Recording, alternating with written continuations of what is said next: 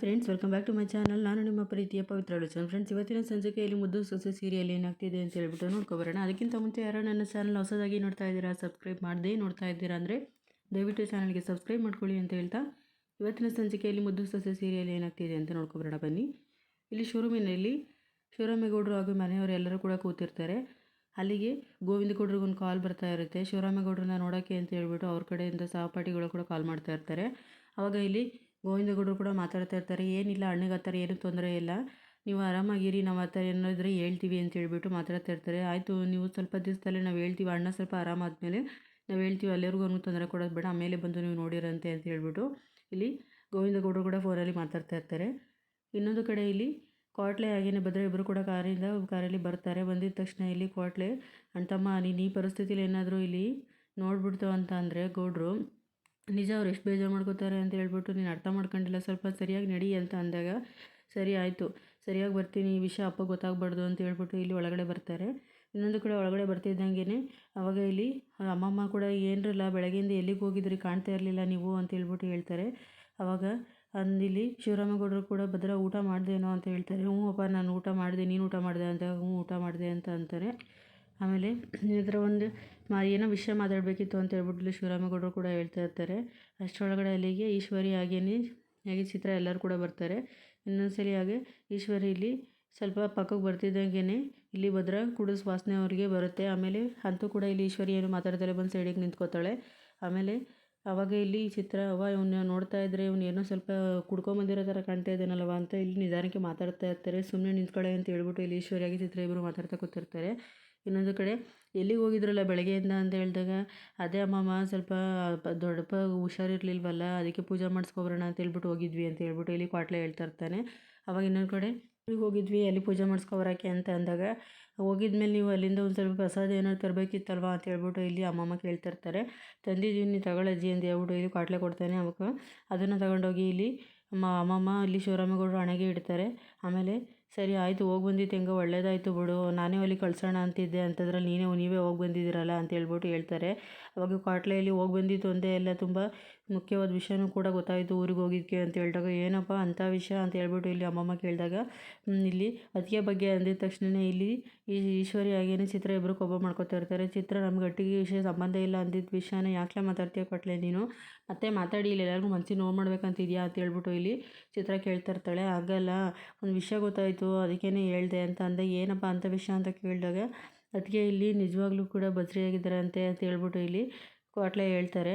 ಆವಾಗ ಇಲ್ಲಿ ಎಲ್ಲರೂ ಕೂಡ ಶಾಕ್ ಆಗಿ ನೋಡ್ತಾ ಇರ್ತಾರೆ. ಒಂದು ಕಡೆ ಇಲ್ಲಿ ಎಲ್ಲರೂ ಮನೆಯವರು ಬೇಜಾರಾಗಿದ್ದರೆ, ಇನ್ನೊಂದು ಕಡೆ ಇಲ್ಲಿ ಎಲ್ಲರೂ ಕೂಡ ಶಾಕಾಗಿ ನೋಡ್ತಾ ಇರ್ತಾರೆ. ಅಷ್ಟರೊಳಗಡೆ ಇಲ್ಲಿ ಕ್ವಾಟ್ಲೆ, ಏನಕ್ಕೆ ಈ ಥರ ಎಲ್ಲ ಮಾತಾಡ್ತೀಯಾ, ಈಗ ಆಲ್ರೆಡಿ ಆಗಿರೋ ಅನಾಹುತಗಳೇ ಸಾಕು ಅಂತ ಹೇಳ್ಬಿಟ್ಟು ಅಂತ ಇಲ್ಲಿ ಈಶ್ವರಿ ಹೇಳ್ತಾಳೆ. ಇನ್ನೊಂದು ಕಡೆ ಇಲ್ಲಿ ಅಮ್ಮಮ್ಮನೂ ಕೂಡ, ಏನು ಹೇಳ್ತಿದ್ದಿಲ್ಲ ಕ್ವಾಟ್ಲೆ, ನೀನು ಹೇಳ್ತಿರೋದು ನಿಜವಾಗ್ಲೂ ದಿಡ್ವಾ ಅಂತ ಕೇಳಿದಾಗ, ಹೌದು 10 ಅಂತ ಅದಕ್ಕೇ ಬಂದು ಹೇಳಿದರು, ನಾವು ಇರತಕ್ಕೆ ಬಂದಿದ್ರು ಅಂತ ಹೇಳಿದ ತಕ್ಷಣ ಇಲ್ಲಿ ಅಜ್ಜಿಗೂ ತುಂಬ ಖುಷಿ ಪಡ್ತಾರೆ. ಏನಾರ ಆಗಲಿ, ನೀನು ನಮ್ಮ ಮತ್ತೆ ಕೈ ಹಿಡಿದ್ಬಿಟ್ಟೆ ದೇವರೇ, ನಮ್ಮನ್ನು ಮತ್ತೆ ಕೈ ಬಿಡಲಿಲ್ಲ, ಏನೋ ಅಂದ್ಕೊಂಡಿದ್ದನ್ನೇ ನಿಜ ಮಾಡಿಬಿಟ್ಟಲ್ಲ ನೀನು ಅಂತ ಹೇಳ್ಬಿಟ್ಟು ಇಲ್ಲಿ ಅಜ್ಜಿನೂ ಕೂಡ ಖುಷಿ ಪಡ್ತಾ ಇರ್ತಾರೆ.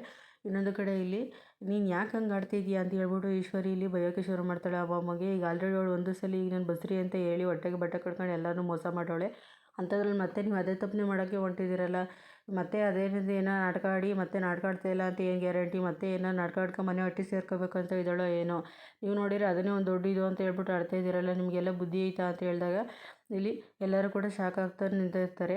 ಈಗ ಆಲ್ರೆಡಿ ಅವಳು ಮನೆಗೆ ಎಲ್ಲ ಕೂಡ ಮೋಸ ಮಾಡಿ ಹೋಗಿದ್ದಾಳೆ ಅಂದಿದ ತಕ್ಷಣ ಇಲ್ಲಿ ಸಾವಿತ್ರಿ ಕೂಡ ಸರಿಯಾಗಿ ಹೇಳಿದ್ರಿ, ಅದಕ್ಕೆ ಇವಳು ಮಾಡಿರೋ ಅನಾಹುತನೇ ಸಾಕು, ಅವಳು ಮಾಡಿರೋದ್ರಿಂದ ಮನೆಯಲ್ಲಿ ನಡೆದಿರೋ ಅನಾಹುತಗಳೇ ಸಾಕು, ಮತ್ತೆ ಅವಳನ್ನು ನಂಬೋಕ್ಕೆ ಇಲ್ಲಿ ಯಾರೂ ಕೂಡ ರೆಡಿ ಇಲ್ಲ ಅಂತ ಹೇಳ್ತಾ ಇರ್ತಾಳೆ. ಇನ್ನೊಂದು ಕಡೆ ಈಶ್ವರಿ ಕೂಡ, ಏನಕ್ಕೆ ಈ ಥರ ಎಲ್ಲ ಮಾತಾಡಬೇಕು, ಸುಮ್ಮನೆ ಇಲ್ದಿದ್ದೆಲ್ಲ ಹೇಳಿ ಮನೆಗೆ ಸೇರ್ಕೋಬೇಕಂತಿದ್ದಾಳೆ ಅವಳು ಅಂತ ಹೇಳ್ಬಿಟ್ಟು ಇಲ್ಲಿ ಈಶ್ವರಿ ಕೂಡ ಹೇಳ್ತಾ ಇರ್ತಾಳೆ. ಕಡೆ ಇಲ್ಲಿ ಈಶ್ವರಿ, ಅವಳು 3 ತಿಂಗಳಿಂದ ಹಟ್ಟಿಲಿದ್ದಾಳೆ, ಅವಳು ಹೆಂಗ್ಲ ಬಸ್ರಿ ಆಯ್ತಾಳೆ ಅಂತ ಹೇಳ್ಬಿಟ್ಟು ಇಲ್ಲಿ ಈಶ್ವರಿ ಕೂಡ ಹೇಳ್ತಾಳೆ. ಅದನ್ನು ಕೇಳಿಸ್ಕೊಂಡಂತಹ ಮನೆಯವರೆಲ್ಲರೂ ಕೂಡ ಶಾಕಾಗಿ ನೋಡ್ತಾ ಇರ್ತಾರೆ. ಮತ್ತು ಇನ್ನೊಂದು ಕಡೆ ಇಲ್ಲಿ ಕೂಡ ಅದನ್ನು ಕೇಳಿಸ್ಕೊಂಡು ಅಲ್ಲಿ ನಿಂತ್ಕೊಳ್ಳೋದೇ ಎಲ್ಲ ಒಳಗಡೆ ಹೋಗೇ ಬಿಡ್ತಾನೆ.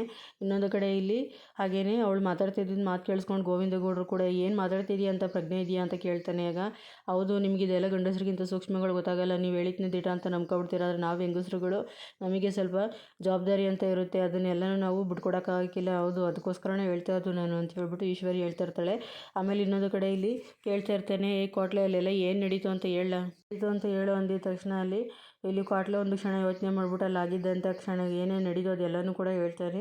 ಆಮೇಲೆ ಇಲ್ಲಿ ವಿದ್ಯಾ ಹಾಗೆ ಭದ್ರಾಗೆ ಆದಂಥ ಇನ್ಸಿಡೆಂಟು, ಅವ್ರ ಜಗಳ ಹಿಡಿತು ಎಲ್ಲನೂ ಕೂಡ ಇಲ್ಲಿ ನೆನ್ನೆ ಆದಂಥ ಘಟನೆಗಳನ್ನ ಎಲ್ಲನೂ ಕೂಡ ಇಲ್ಲಿ ಕ್ವಾಟ್ಲೆ ಮನೇಲಿ ಹೇಳ್ತಾನೆ. ಒಂದು ಕ್ಷಣ ಮನೆಯವರೆಲ್ಲರೂ ಕೂಡ ಶಾಕ್ ಆಗ್ತಾರೆ. ಇನ್ನೊಂದು ಕಡೆ ಸಾವಿತ್ರಿ, ಚಿತ್ರ, ಈಶ್ವರಿ ಮಾತ್ರ ತುಂಬಾ ಖುಷಿ ಪಡ್ತಿರ್ತಾರೆ. ಆಮೇಲೆ ಇನ್ನೊಂದು ಕಡೆ ಇಲ್ಲಿ ಈಶ್ವರಿ ಕೂಡ ನಾನು ಏನು ಅಂದ್ಕೊಂಡಿದ್ದೆ ಅದಕ್ಕಿಂತ ಹೆಚ್ಚಾಗಿ ಆಗೈತೆ, ಇದನ್ನೇ ಅಲ್ವಾ ನಾನು ಬೇಕು ಅಂತ ಬಯಸಿದ್ದು, ಅದೇ ಆಯ್ತೈತೆ, ಆದರೆ ಇಷ್ಟು ದಿವಸ ಬೇಕಾಯಿತು ಅನಿಸುತ್ತೆ ನನ್ನ ಆಸೆ ಈಡೇರೋಕ್ಕೆ ಅಂತ ಹೇಳ್ಬಿಟ್ಟು ಇಲ್ಲಿ ಈಶ್ವರಿ ಕೂಡ ಒಂದು ಕ್ಷಣ ಹಂಗೇನೆ ಒಳಗಡೆ ಮನಸ್ಸಲ್ಲೇ ಖುಷಿ ಪಡ್ತಾ ಇರ್ತಾಳೆ. ಇನ್ನೊಂದು ಕಡೆ ಸಾವಿತ್ರಿ, ಚಿತ್ರ ಕೂಡ ಹಾಗೇನೆ ಕೇಳಿ ಎಲ್ಲನೂ ಕೂಡ ಖುಷಿ ಪಡ್ತಾ ಇರ್ತಾರೆ.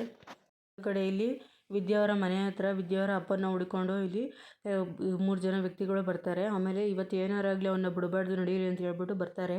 ಅಲ್ಲಿ ಕರಿತಾ ಇರ್ತಾರೆ. ಆವಾಗ ಇಲ್ಲಿ ವಿದ್ಯಾವರಮ್ಮ ಆಚೆ ಕಡೆ ಬರ್ತಾರೆ. ಏನಣ್ಣ ಏನಕ್ಕೆ ಇಲ್ಲಿ ಬಂದಿದ್ದೀರಾ ಅಂತ ಗೊತ್ತಾಗುತ್ತೆ, ನಿನ್ನ ಗಂಡನ ಆಚೆ ಕರಿ ಅಂತ ಹೇಳ್ಬಿಟ್ಟು ಹೇಳ್ತಾರೆ. ಆವಾಗ ಇಲ್ಲಿ ಅವರು ಕೂಡ ಹೊರಗಡೆ ಬರ್ತಾರೆ. ಆವಾಗ ಇನ್ನೊಂದು ಕಡೆ ಇಲ್ಲಿ ಹೊರಗಡೆ ಬಂದಾಗ ಏನಿಲ್ಲ ನೀನು ನಮಗೆಲ್ಲ ಮೋಸ ಮಾಡಿ ದುಡ್ಡು ಇಸ್ಕೊಂಡು ತಂದು ಇಲ್ಲಿ ನಿನ್ನ ಎದೆ ಮೇಲೆ ಹಾಕಿದರೆ, ನೀನು ನೋಡಿದರೆ ಇಲ್ಲಿ ನಮಗೇನು ಗೊತ್ತೇ ಇಲ್ಲ ಅನ್ನೋ ಥರ ಫೋನ್ ಮಾಡಿದ್ರು ಫೋನ್ನ ರಿಸೀವ್ ಮಾಡಿದಂಗೆ ನಾಟಕ ಆಡ್ತಾ ಇದೆಯಾ ಅಂತ ಹೇಳ್ಬಿಟ್ಟು ಇಲ್ಲಿ ಬೈಯೋಕ್ಕೆ ಶುರು ಮಾಡ್ತಾರೆ. ಆವಾಗ ಇಲ್ಲಿ ವಿದ್ಯಾವರಪ್ಪ ಕೂಡ ಇಲ್ಲ ಅಣ್ಣ, ಸ್ವಲ್ಪ ಫೋನು ಏನೋ ತೊಂದರೆ ಆಗಿತ್ತು, ಅದಕ್ಕೋಸ್ಕರ ರಿಂಗ್ ಆಗೋದು ಕೇಳಿಸ್ತಿರ್ಲಿಲ್ಲ, ಅದಕ್ಕೋಸ್ಕರ ಫೋನ್ನ ರಿಸೀವ್ ಮಾಡಿಲ್ಲ ಅಂತ ಹೇಳ್ತಾರೆ. ಆವಾಗ ಇನ್ನೊಂದು ಕಡೆ ಇಲ್ಲಿ ಎಲ್ಲ ಮನೆ ಹೊರಗಡೆ ಎಲ್ಲ ಜನ ಎಲ್ಲ ನಿಂತ್ಕೊಂಡು ನೋಡ್ತಾ ಇರ್ತಾರೆ.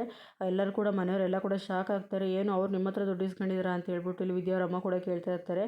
ಅವಾಗ ಆ ಥರ ಏನಿಲ್ಲ, ಸುಮ್ಮನೆ ನಿಂತ್ಕೊಳ್ಳೆ ರತ್ನಿ ಅಂತ ಹೇಳ್ಬಿಟ್ಟು ಇಲ್ಲಿ ವಿದ್ಯಾವರಪ್ಪ ಕೂಡ ಹೇಳ್ತಾ ಇರ್ತಾರೆ. ಏನಕ್ಕೆ ಸುಳ್ಳು ಹೇಳ್ತಿದ್ಯಾ, ನಮ್ಮ ಹತ್ರ ದುಡ್ಡು ಇಸ್ಕೊಂಡು ಎಷ್ಟು ದಿವಸ ಆಯಿತು, ಗೌಡ್ರ ಹತ್ರ ನೀನು ಕೆಲಸ ಮಾಡಿಸ್ಕೊಡ್ತೀನಿ ಅಂತ ಹೇಳ್ಬಿಟ್ಟು ನಮ್ಮ ಹತ್ರ ಇಲ್ಲಿ ಎಷ್ಟೆಷ್ಟು ದುಡ್ಡು ಇಸ್ಕೊಂಡಿದ್ದೆ ನೀನು, ಇವಾಗ ಏನು ಗೊತ್ತಿಲ್ಲ ಅನ್ನೋ ಥರ ನಾಟಕ ಆಡ್ತಿದ್ಯಾ ಅಂತ ಅಂದಿದ ತಕ್ಷಣ ವಿದ್ಯಾ ಕೂಡ ಒಳಗಡೆ ನಿಂತ್ಕೊಂಡು ಶಾಕ್ ಆಗ್ತಾಳೆ. ಹಂಗೇನಿಲ್ಲ, ಸ್ವಲ್ಪ ಇದಿತ್ತು, ಅದಕ್ಕೋಸ್ಕರ ಸ್ವಲ್ಪ ನಾನು ಏನು ಕೆಲಸ ಮಾಡ್ಸೋಕ್ಕಾಗಿಲ್ಲ, ಮಾಡಿಸ್ಕೊಡ್ತೀನಿ ಬಿಡು ಅಂತ ಹೇಳಿದಾಗ ಇಲ್ಲಿ ಅವರು ಕೂಡ ಇಲ್ಲಿ ಬಂದಂಥ ವ್ಯಕ್ತಿಗಳು ಕೂಡ ಹೇಳ್ತಾ ಇರ್ತಾರೆ, ಬೀಗ್ರ ಹತ್ರ ಚೆನ್ನಾಗಿದ್ದಲ್ಲೇ ನೀನು ಏನೂ ಅಳ್ಳಾಡ್ಸೋಕ್ಕಾಗಿಲ್ಲ, ಈಗ ನೋಡಿದರೆ ಅಳಿಸ್ಕೊಂಡೈತೆ ಅಂಥದ್ರಲ್ಲಿ ನೀನು ಏನು ಕೆಲಸ ಮಾಡಿಸ್ಕೊಡ್ತೀಯ, ಮರ್ಯಾದೆಯಿಂದ ನಮ್ಮ ದುಡ್ಡು ಕೊಡು, ಇಲ್ಲ ಅಂತಂದರೆ ನಿನ್ನ ಎಳ್ಕೊಂಡೋಗಿ ಆಮೇಲೆ ಚೆನ್ನಾಗಿ ಹೊಡೆದು ಆಮೇಲೆ ಇದು ಮಾಡ್ತೀವಿ ಅಂತ ಅಂದಿದ ತಕ್ಷಣವೇ ಮನೆಯವರೆಲ್ಲರೂ ಕೂಡ ಶಾಕಾಗಿ ನೋಡ್ತಾ ಇರ್ತಾರೆ. ಇನ್ನೊಂದು ಕಡೆ ಇಲ್ಲಿ ಈಗ ದುಡ್ಡು ಮಡಗಿಲ್ಲ ಅಂತಂದರೆ ಮಾತ್ರ ನಿನ್ನ ಸುಮ್ಮನೆ ಅಂತೂ ಬಿಡೋಕ್ಕಿಲ್ಲ ಅಂತ ಹೇಳ್ಬಿಟ್ಟು ಬಂದಂಥ ವ್ಯಕ್ತಿಗಳು ಕೂಡ ಅವನಿಗೆ ಹೊಡೆಯೋಕ್ಕೆ ಶುರು ಮಾಡ್ತಾರೆ. ಅಷ್ಟರೊಳಗಡೆ ಇಲ್ಲಿ ಇನ್ನೊಂದು ಕಡೆ ವಿದ್ಯಾವರಮ್ಮ, ಅಣ್ಣ ದಯವಿಟ್ಟು ಹೊಡಿಬೇಡಿ, ಅವ್ರನ್ನ ಬಿಡಿ ಅಂತ ಹೇಳ್ಬಿಟ್ಟು ಒಳಗಡೆ ಇದ್ದಂಥ ಸ್ವಲ್ಪ ಒಡವೆಗಳನ್ನ ತೊಗೊಬಂದು ಈ 2 ಹೆಣ್ಮಕ್ಳನ್ನ ಕಟ್ಕೊಂಡು ನಾನು ಇಲ್ಲಿ ನೆಮ್ಮದಿಯಾಗಿ ಒಂದು ಜೀವನ ಮಾಡೋಣ ಅಂತ ಹೇಳ್ಬಿಟ್ಟು ಮರ್ಯಾದೆಯಾಗಿ ಜೀವನ ಮಾಡ್ತಾಯಿದ್ದೀನಿ, ದಯವಿಟ್ಟು ಅವ್ರಿಗೆ ಏನು ಇದು ಮಾಡಬೇಡಿ, ಸದ್ಯಕ್ಕೆ ಇದನ್ನ ತಗೊಳ್ಳಿ ಅಂತ ಹೇಳಿದಾಗ ಅವರು ಕೂಡ ನೀವು ಕೊಟ್ಟಿರೋದ್ರಲ್ಲಿ ಅರ್ಧ ದುಡ್ಡು ಬರೋಕ್ಕಿಲ್ಲ ನಮ್ಗೆ ಇದರಲ್ಲಿ ಅಂತ ಹೇಳಿದ ತಕ್ಷಣ ಆಯ್ತಣ್ಣ, ಈ ಸದ್ಯದ ಮಟ್ಟಿಗೆ ಇದನ್ನು ತಗೊಂಡೋಗಿರಿ, ನಾವು ಏನಾರು ಮಾಡಿ ವ್ಯವಸ್ಥೆ ಮಾಡ್ತೀವಿ ಅಂದಿದ ತಕ್ಷಣ ಇಲ್ಲಿ ಅವರು ಸರಿ ಆಯಿತು, ನಿಮ್ಮ ಹೆಂಡತಿ ಮಕ್ಕಳು ಮುಖ ನೋಡ್ಕೊಂಡು ನಾನು ಹೋಗ್ತಾಯಿದ್ದೀನಿ, ಇದೇನು ದುಡ್ಡು ತಂದು ಕೊಡಲಿಲ್ಲ ಅಂದರೆ ಮಾತ್ರ ನೀವು ಸುಮ್ಮನೆ ಅಂತೂ ಬಿಡೋದಿಲ್ಲ ಅಂತ ಹೇಳ್ಬಿಟ್ಟು ಎಲ್ಲರೂ ಕೂಡ ಇಲ್ಲಿ ಹೊರಟು ಬಿಡ್ತಾರೆ. ಇನ್ನೊಂದು ಕಡೆ ಇಲ್ಲಿ ಸರಿ ಆಯಿತು ನಡೀರಿ ಒಳಗಡೆ ಹೋಗೋಣ ಅಂತ ಹೇಳ್ಬಿಟ್ಟು ಇಲ್ಲಿ ವಿದ್ಯಾವರಪ್ಪ ಕೂಡ ಒಳಗಡೆ ಹೋಗೋಕ್ಕೆ ಅಂತ ಹೇಳ್ಬಿಟ್ಟು ಹೋಗ್ತಿರ್ತಾನೆ.